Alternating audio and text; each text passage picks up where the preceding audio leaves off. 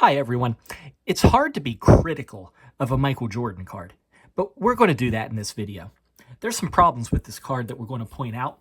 We've never looked at a 1997-98 Hoops card yet on this channel. So I figured, let's start with the number 220 Michael Jordan card.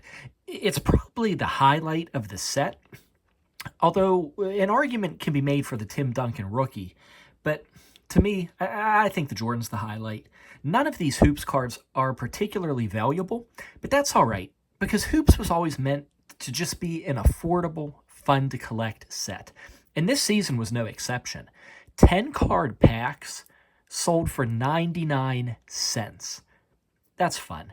Who doesn't like to just get a lot of cards for a good price, And when it was released, yeah, the packs were affordable, but there were fun inserts, and it was actually the first chance for collectors to start finding autographics cards that season. So 99 cents, but you got a chance for some good stuff. Hoops also continued to become more compact this season. That's always nice. 2 series, 165 cards each. So you're looking at 330 total cards. That's 20 less than the previous season.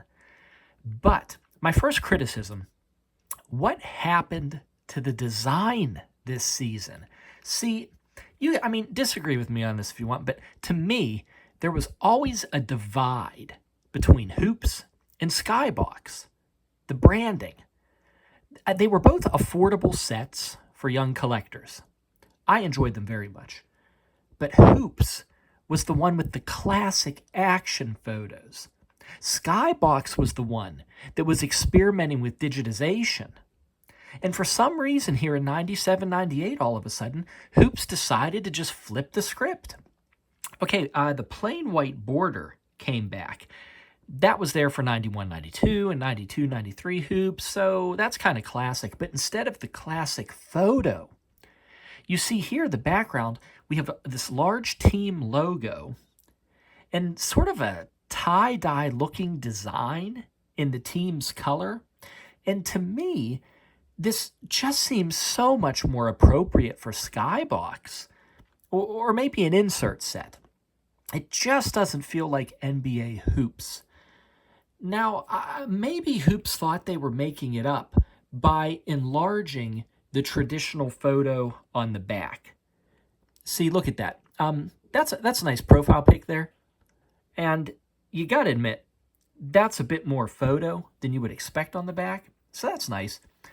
But the back is also not without some problems, if you don't mind me whining a bit more. First, they tried to introduce this idea here that they called Hooper Stat. So when you see branding like that, like, oh, we got a Hooper Stat, it sounds like it's going to be a unique statistic, something really unexpected.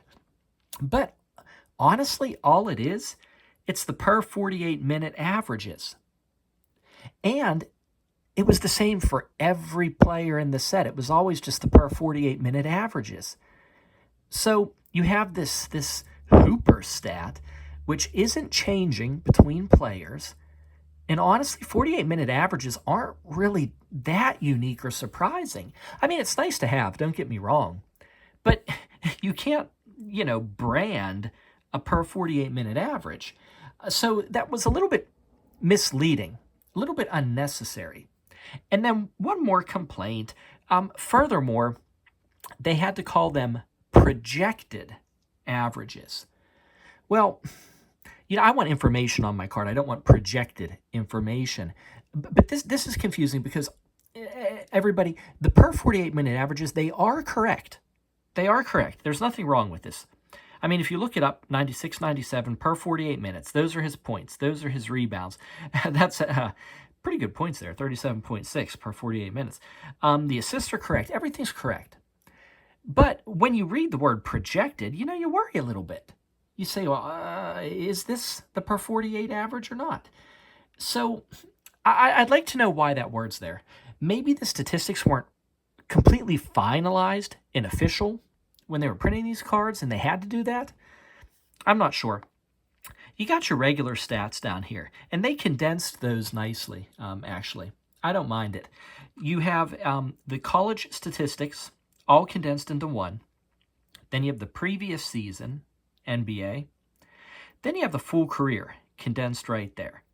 So it didn't take up too much space, but if you're interested, there was still something there to look at. Well, it's always exciting to add another Michael Jordan card to the collection.